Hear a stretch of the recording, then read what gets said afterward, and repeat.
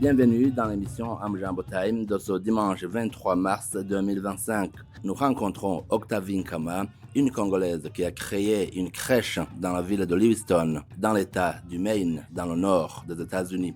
Elle nous parle de ses ambitions, mais également des raisons qui l'ont poussée à mettre en place ce projet qui ne se limite pas seulement aux enfants, mais également aux familles entières. Donc, je m'appelle Octavine Kama, comme vous l'avez dit. Je réside à Lisbonne, dans l'État de Maine, ce qui est à quelques minutes de Lewiston. J'ai un background en tout ce qui est éducation supérieure, études supérieures et développement professionnel, je dirais.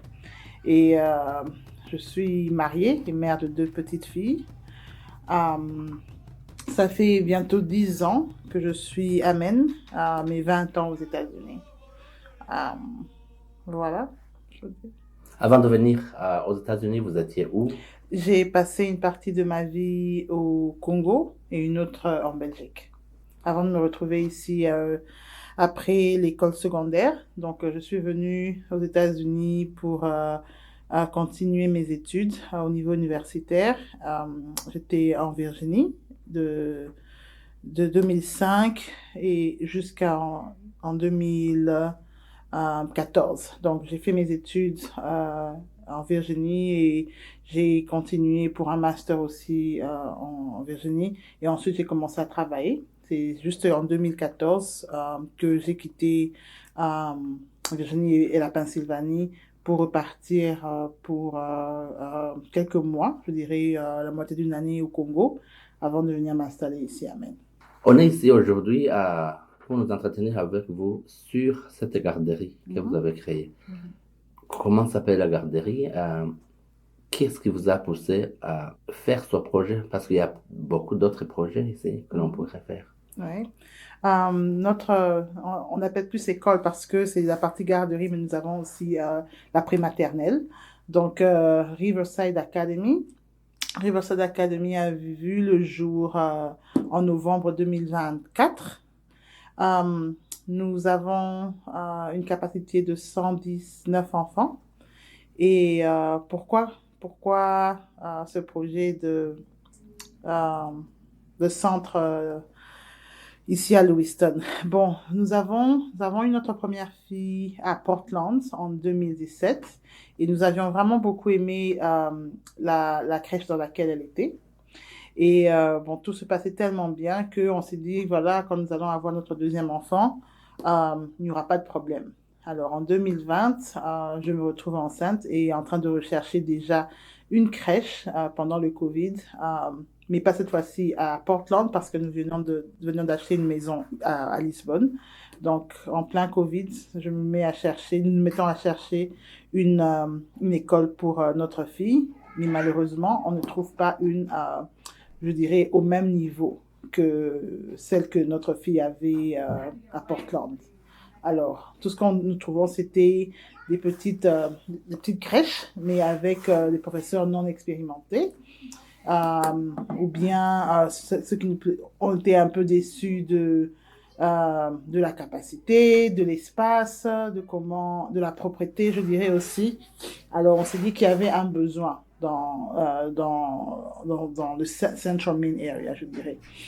Et alors, c'est comme ça que j'ai commencé à me renseigner, faire des recherches parce que je n'y connaissais vraiment pas, parce que mon expérience est dans l'éducation supérieure. Alors, j'ai commencé à faire des recherches au niveau Internet, savoir où est-ce qu'on pouvait s'informer, comprendre le système, voir quels sont les requirements pour ouvrir une crèche. Au départ, c'était juste ouvrir une petite crèche et où nous pourrions mettre aussi notre fille.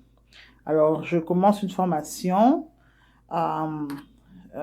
de 6 mois où j'apprenais la partie business, mais aussi la partie pratique.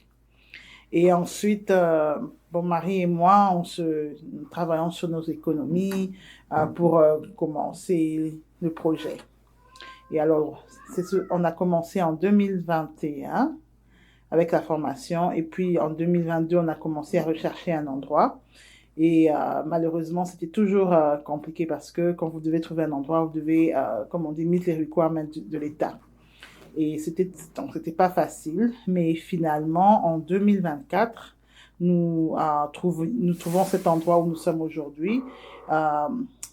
Et il était en vente et c'était vraiment un endroit idéal pour nous parce que avant nous, c'était un endroit utilisé aussi pour des formations, mais juste avant ça, c'était des locaux pour l'université. Donc cela était vraiment, c'était vraiment parfait pour nous. Alors nous avons pu acheter les locaux pour enfin commencer notre école, je dirais, parce que maintenant, nous offrons des services aux bébés de 6 semaines, mais nous allons jusqu'à 5 ans. Donc, nous avons la prématernelle et la maternelle de la première année. Et, euh, et voilà, quoi. C'est un peu notre histoire. Nous pensions commencer juste ouvrir un petit centre de 13 à 20 enfants, mais aujourd'hui, nous sommes en mesure d'offrir des services à plus de 119 enfants. Et depuis depuis le 19 novembre 2024, nous avons pu déjà arriver à 40 enfants en ce moment, à une quarantaine d'enfants. Et l'objectif, je dirais, bon, avec les personnes enregistrées, nous serons à 50 avant la fin du mois de mars. Octavie, je comprends que c'est pas facile d'arriver à être certifié à tout ce processus, mais aussi, c'est géant ici, hein, les moyens, comment est-ce que vous avez pu rassembler les moyens? C'est de longues années de travail et de sacrifice, ce qui est clair. Nous avions travaillé quand même, on dirait, on peut dire depuis 2021, comme je l'ai dit, travailler sur comment gagner un peu plus d'argent ici et là, et des économies, et aussi travailler en partenariat avec une organisation qui a pu nous financer. Bon, mais pour être arrivé à ce niveau où nous avons pu recevoir un petit financement, c'est de l'argent, comme on dit, un loan, hein, un crédit à remettre, il fallait faire preuve, expliquer que voilà, ce projet ici serait rentable. Donc, on a dû travailler sur le business plan, voir et revoir, analyser, faire des recherches ici et là, et pour arriver à recevoir un financement qui devait match avec les économies que nous avions pu rassembler aussi. Comment vous trouvez la clientèle, je dirais? En tout cas, on ne peut vraiment pas se plaindre. Nous travaillons vraiment, vraiment dur, je dirais, dans tout ce qui est marketing. Et nous essayons vraiment de nous faire connaître dans la communauté à travers les organisations locales, mais aussi les réseaux sociaux. Alors, au départ, bon, juste à notre ouverture, nous avons connu des problèmes, donc pas particulièrement nous seulement, mais je dirais toutes les écoles ou centres d'éducation pour enfants à cet âge-là. L'État de Maine a connu un problème financier parce qu'il y a une catégorie, je dirais, un groupe de personnes qui ont droit à être couverts par l'État pour tout ce qui est Child Care Services. Alors, je dirais que les fonds pour l'année 2024-2025 étaient déjà épuisés. Alors, c'est là où nous avons connu un problème parce que nous comptions, dans nos prévisions, nous comptions avoir des élèves, des enfants couverts par l'État. Alors, c'était déjà un grand problème. Certains centres qui ont ouvert en même temps que nous ont dû fermer, mais nous avons pu résister, nous battre pour arriver à avoir des enfants qui peuvent payer, comme on dit en anglais, out of pocket. Alors, c'était pas évident, mais je dirais que ça demande beaucoup, beaucoup de travail. Et heureusement pour nous, mon mari, lui, il a de l'expérience dans le recrutement. Moi aussi, et mon expertise en marketing et business aussi a pu nous aider aussi à arriver à nos fins jusque-là et à nous faire un nom dans la communauté.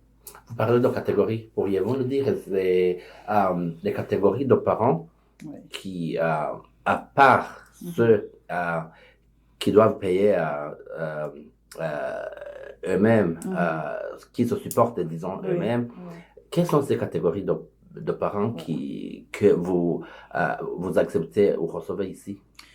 Donc, les familles avec un certain revenu, je dirais un revenu minimum, peuvent bénéficier de l'aide de l'État de Maine. Je ne saurais pas entrer dans les chiffres exacts, mais nous avons une liste où quand nous recevons une famille, la première des choses, nous évitons de faire payer les familles. Donc, nous présentons les différentes opportunités, les différents plans que nous avons et nous demandons aux parents de voir s'ils peuvent être qualifiés avant de demander qu'ils puissent payer leurs propres frais. Donc, comme je dis, le premier point, c'est par rapport à leur income. Le deuxième, c'est par rapport à ce qu'ils font. Donc, il y a des parents qui n'ont pas encore le permis de travail, donc qui sont dépendants de différents programmes comme il y a Catholic Charity ou bien il y a FedCap et autres, ils sont obligés de faire certains services ou de prendre certaines classes et ces organisations sont prêtes à couvrir les frais pour les enfants. Il y a aussi ceux qui travaillent en partenariat avec DHHS peuvent recevoir aussi de l'aide, mais comme je dis, nous tout ce qu'on peut faire, c'est les aider à remplir des formulaires, envoyer pour voir s'ils peuvent être qualifiés et voilà quoi. Mais pour ceux qui payent out of pocket, nous allons directement avec eux ici et nous faisons l'inscription. Quels sont vos tarifs et comment vous les fixez? Est-ce que vous les fixez par rapport aux réglementations de l'État du Maine ou vous les fixez comme vous l'entendez? Non. Tous nos tarifs sont fixés par rapport... donc nous avons essayé de matcher, comme on dit, de matcher carrément les frais de l'État de Maine. Alors, il n'y a pas de différence pour quelqu'un qui paye out of pocket et quelqu'un qui est supporté par l'État. Nous avons le même prix pour tout le monde. Nos frais partent de 275 pour les plus petits, pour les bébés de 6 semaines à 1 année. Et pour les plus grands, nous arrivons à 220 $. Donc, nos frais vont de 275 à 275 à 220 $. Le centre est ouvert entre quelle heure et quelle heure? De 6h30 du matin à 17h30 du soir. J'ai visité la semaine dernière, et même aujourd'hui, je les ai vus partir pour la récréation. Vous avez quand même pas mal, on doit le dire, d'enfants blancs. Des fois, on ne s'attend pas à ce qu'un centre managé par des Africains, disons des Noirs, immigrants, reçoivent un aussi grand nombre d'enfants blancs. Cette confiance n'est pas toujours là. Comment est-ce que vous êtes arrivé à gagner cette confiance? C'est par rapport à la vision. La vision était telle que nous voulons offrir le meilleur service aux enfants. Que ça soit pour notre communauté africaine ou la communauté de Lewiston area. Donc, nous avons commencé par engager la directrice, celle qui manage carrément le centre. Elle s'appelle Amanda. Amanda a de l'expérience. Elle a une expérience de plus de 20 ans dans ce service. Donc, notre objectif, c'était l'excellence. Donc, nous avons vraiment pris le temps de chercher quelqu'un qui a eu de l'expérience, qui a eu à manager, à commencer un centre, à manager un centre. Et elle l'a fait à Portland pendant plusieurs années. Alors voilà, donc nous avons commencé par ça. Et puis aussi, tout ce que nous avons eu à investir. Donc, ce n'était pas juste ouvrir un petit centre ou pour avoir des enfants, pour garder les enfants. Notre objectif, c'est que les enfants puissent apprendre. Donc, déjà que cette différence-là a pu attirer cette diversité. Nous avons des habitants, des enfants qui sont originaires de Maine. Nous avons des enfants venant de la communauté espagnole, donc des Spanish. Nous avons des enfants de la communauté arabe, somalienne, de la communauté congolaise, rwandaise, burundaise, Euh, je pense que nous avons aussi des enfants venant comme je l'ai dit, l'Amérique latine. Hein. L'Amérique latine, nous avons, euh, je suis en train d'oublier, il y a une communauté de l'Europe de l'Ouest. De l'Europe de l'Est, pardon, de l'Europe de l'Est aussi. Donc, il y a une grande variété, une grande diversité. Donc, comme je dis, l'objectif pour nous, c'était l'excellence et offrir le meilleur service dans Lewiston. Si vous pensez continuer sur la même lancée, non? Oui, l'objectif, c'est de continuer, grandir et offrir le service à plusieurs personnes, ne pas seulement se limiter à Lewiston. Notre objectif, c'est de partir là où le besoin est.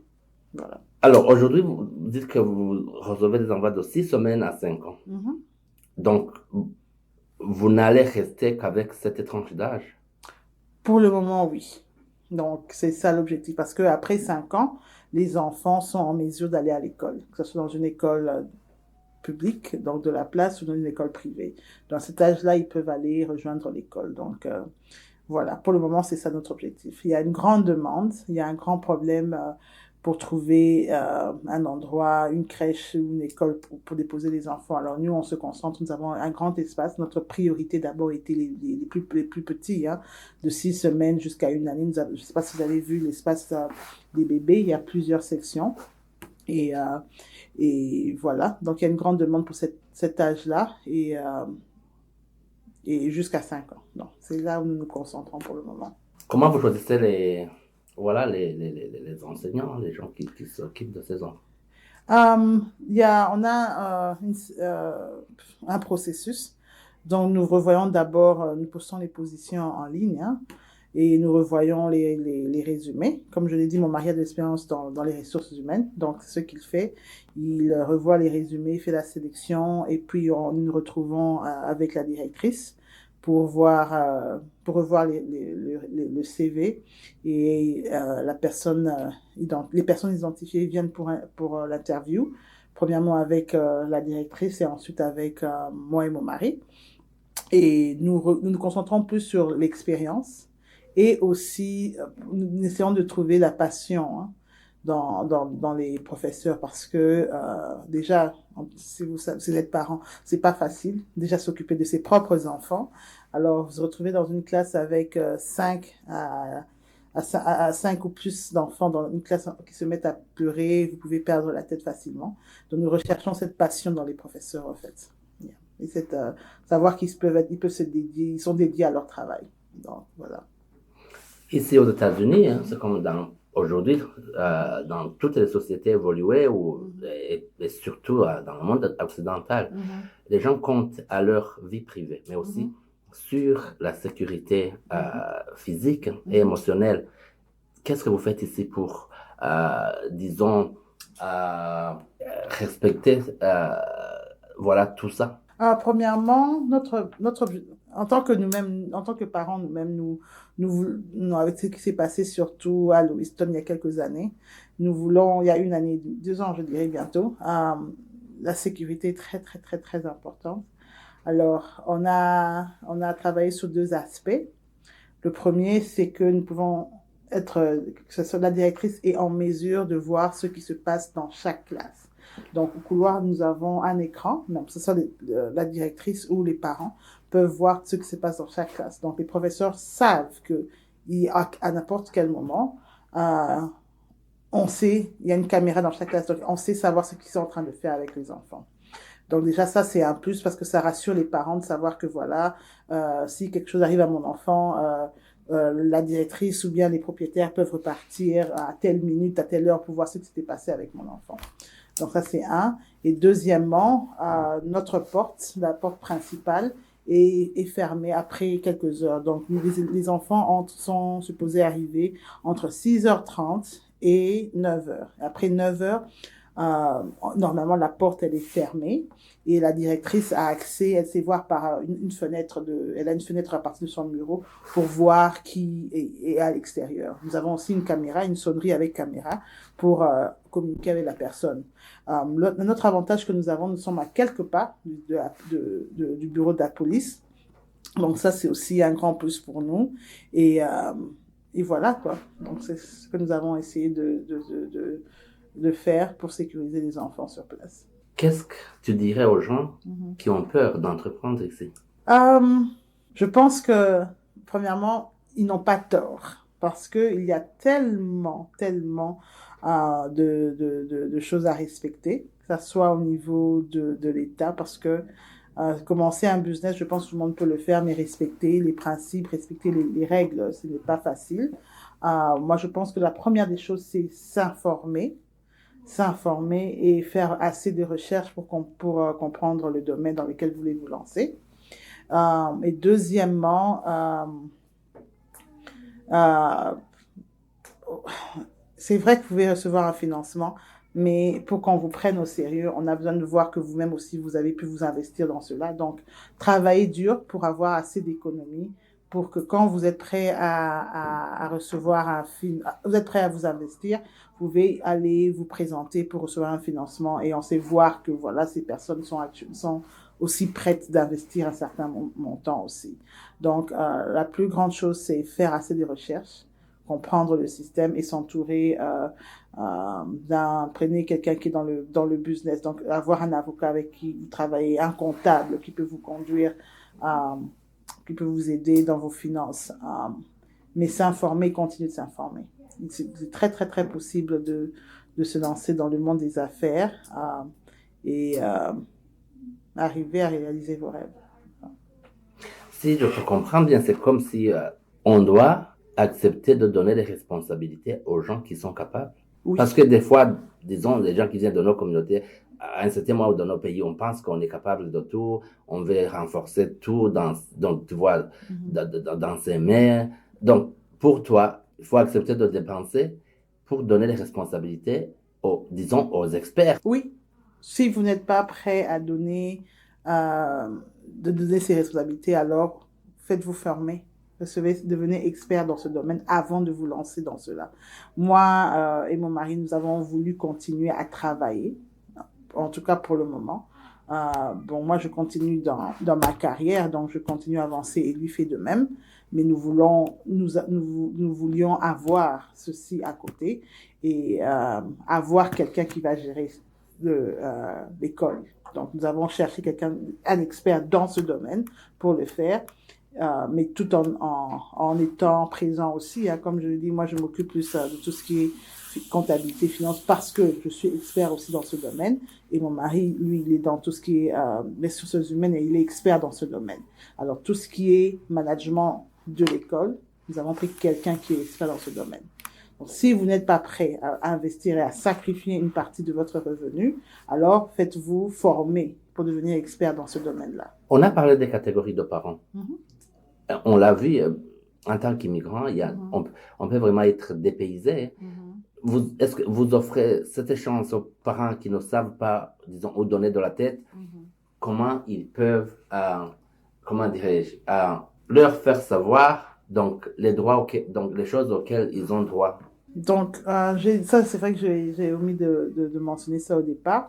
Nous, on est concentrés, c'est vrai que des personnes principales sur qui nous offrons des services, ce sont les enfants, mais nous travaillons avec la famille en général. Qu'est-ce que je veux dire par là? Nous offrons le service aux enfants, donc ils viennent ici pour apprendre, mais nos familles, aussi immigrantes que locales, nous les aidons avec dans le domaine, dans tout ce qui est career coaching. Donc, comme je l'ai dit, nous avons de l'expérience dans ce domaine-là, dans tout ce qui est de développement professionnel. Donc, pour ceux qui sont à la recherche de boulot, des fois, nous aidons à trouver un contact ici et là. Pour certaines personnes qui cherchent des formations, des trainings, nous les guidons aussi. Et il y a un autre point, c'est pour nos familles qui viennent d'arriver, qui ne comprennent pas encore le système américain, surtout sur le plan familial. Nous les aidons aussi à comprendre qu'il y a plusieurs services qu'ils peuvent recevoir. Et aussi, nous offrons quelques workshops de temps en temps, des week-ends, pour les parents. Parce qu'il y a des parents qui ne comprennent pas encore le système américain, comme je dirais ceux qui ont des enfants à l'école primaire, ne savent pas comment ils doivent ils doivent suivre les enfants à l'école, être présents pour les devoirs ou qu'est-ce qu'ils peuvent dire et ne pas dire aux enfants. Parce que nous avons remarqué qu'il y a beaucoup de parents qui se retrouvent avec des problèmes au niveau des services sociaux et nous offrons ce genre de workshop Nous aidons aussi les parents avec tout ce qui est CPR, donc les premiers soins. Notre directrice, elle est, elle est en mesure de former, donc donner ce training. Donc, elle le fait aussi localement pour nous, pour certaines familles intéressées. Mais aussi, par exemple, je dirais qu'il y a quelques jours, mon mari a aidé une famille qui avait un problème avec leur facture d'électricité. Ils ne savaient pas comment faire, ils ne comprenaient même pas pourquoi leur facture était aussi élevée. Alors, il a pu les rediriger vers Community Concept pour recevoir un peu d'aide et leur expliquer comment ils peuvent arriver à avoir une facture normale, quoi, à leur niveau. À certaines personnes, on a des parents qui se retrouvent ici, on ne sait pas venir déposer l'enfant parce qu'on a un problème avec notre voiture. Ah, ok, voilà, on essaie de les référer à tel service, où est-ce qu'ils peuvent recevoir de l'aide de transport ici et là. Donc, voilà, donc on essaie de servir un peu à la communauté en servant toute la famille et pas seulement l'enfant. Comme dirait ce chimiste, rien ne s'opère, rien ne se crée, tout se transforme. Vous le faites gratuitement? En tout cas, pour le moment, oui. Parce que, comme on l'a dit, nous-mêmes, on a eu... c'est vrai que mon mari, notre histoire, elle est un peu différente en tant qu'immigrant ici, mais nous voyons dans la communauté qu'il y a un grand besoin de soutien et pourquoi ne pas aider? Pourquoi ne pas, comme on dit, renvoyer l'ascenseur en faisant cela pour le moment, de cette manière? Parce que nous avons aussi été... il y a aussi des personnes qui ont été là pour nous quand il le fallait. Ouais. Selon ton témoignage, vous avez choisi d'ouvrir ce centre parce que vous-même, vous vouliez, donc vous vous êtes mis à la place d'autres parents, dont un garçon, une fille, un enfant ne parvient pas à accéder aux ressources dignes, disons, aujourd'hui. Comment vous sentez-vous après avoir accompli ça? Ça fait du bien parce que c'était pas un chemin facile. Hein. C'est vrai que, comme je dis à mon mari, on peut facilement écrire une histoire parce que le chemin n'a pas été facile. Nous avons eu plusieurs endroits où nous devions commencer et ça n'a pas marché. Donc, vous allez vous arriver à la fin et puis pouf, vous devez recommencer à zéro. Donc, c'était pas un chemin facile du tout. Mais voilà, on est arrivé là où on est en ce moment. Mais ça fait du bien. Mais on sait qu'on a encore du travail parce que ça fait pas encore une année qu'on a commencé. Donc, on se dit qu'on a quelques objectifs encore à atteindre, arriver à full capacity, c'est ça notre objectif. Quand on arrivera à full capacity, quand on aura les 119 enfants dans les locaux, c'est là où on pourra un peu respirer avant de se donner encore de nouveaux objectifs. On est dans le monde de TIC aujourd'hui, mais je pense moi-même, je t'ai connu dans une fête d'une famille amie, le bouche à oreille, vous le privilégiez. Je dirais que c'est vrai que la technologie est importante, mais avec ce que j'ai appris sur le banc de l'école, dans toutes ces années à l'université, apprendre le marketing, le meilleur marketing, c'est le bouche à oreille. Il n'y a pas mieux que ça. Donc, c'est pour ça qu'il est très, très important de se faire une bonne réputation en premier. Et voilà quoi, ça ira de bouche à oreille. Voilà, j'ai pu envoyer mon enfant ou j'ai visité tel endroit que j'ai beaucoup aimé et c'est le meilleur marketing, c'est la meilleure façon de recruter. Et je dirais que pour nous en ce moment, je dirais que c'est à peu près 60 à 70% de la raison pour les enfants que nous avons ici sur place. C'est vrai qu'on s'est beaucoup investi dans tout ce qui est réseaux sociaux et marketing et tout ça, mais c'est le bouche à oreille. Donc, le bouche à oreille, vous le privilégiez, et quand les gens viennent, ils vont, comment dirais-je, voir la réalité sur le terrain. Exactement, ouais. Et je dois aussi reconnaître que nos professeurs, hein, les professeurs font aussi du grand boulot parce que un parent qui est satisfait des soins donnés à ses enfants est prêt à faire à envoyer un message ici et là et attirer d'autres personnes. Donc, une grande partie, c'est les professeurs aussi. Donc, ce bouche à oreille est fait, le travail est fait par les professeurs en offrant le meilleur des services. Demain ou après-demain, vous voyez ouvrir, oui, ce centre n'est pas petit, mais vous voyez ouvrir un grand centre. Oui, On se voit plus ouvrir plusieurs centres, pas nécessairement plus grand que celui-ci, parce que déjà celui-ci il est assez grand. Mais nous voulons quand même ouvrir d'autres centres et offrir la même opportunité dans différentes parties de l'État de Maine. Donc, que ce soit vers le sud, donc je dirais vers Portland area ou en allant vers le nord, ça dépendra de l'étude du terrain, quoi. Voir là où il y a vraiment le besoin. J'ai rencontré des immigrants qui font partie aujourd'hui des conseils communaux de certaines villes voilà, qui ont créé des organisations aujourd'hui qui disent, surtout des Grands Lacs d'Afrique, qui disent nous sommes prêts à donner des conseils même gratuitement à nos pairs pour qu'ils fassent les choses convenablement. Es-tu prête à faire de même? Bien sûr, parce que c'est la réussite en elle-même, c'est pas réussir tout seul, c'est voir la communauté avancer, réussir. Pourquoi pas? Ouais. Octavie, un message pour les gens qui écoutent Amjambo Africa aujourd'hui. Venez voir, recommandez vos cousins, vos neveux, vos nièces, vos petits-enfants. Et on est là, donc nous, on vous invite à venir faire un tour. Et voilà, nous comptons faire le ribbon cutting au mois d'avril, dès qu'il fait un peu plus beau, et faire une journée porte ouverte et pour que tout le monde soit en mesure de venir visiter. Donc. Toi et ton mari, vous ne vous voyez pas comme des gens qui participent dans le changement de l'image des immigrants à un certain moment qu'une certaine opinion ici voit comme voilà, des bons maris. C'est ça même l'objectif, c'est changer cette réputation, se démarquer et pousser en fait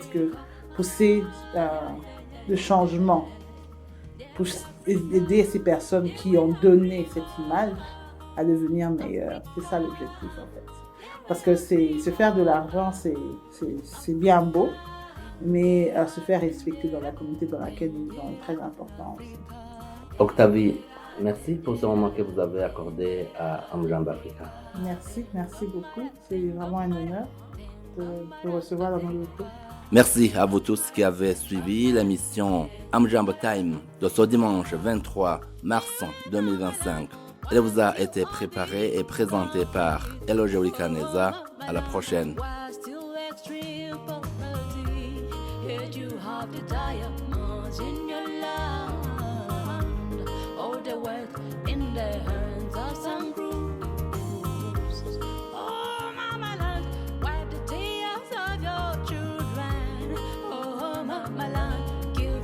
Your young boys and girls, stop the lies, stop the violence, we want an Africa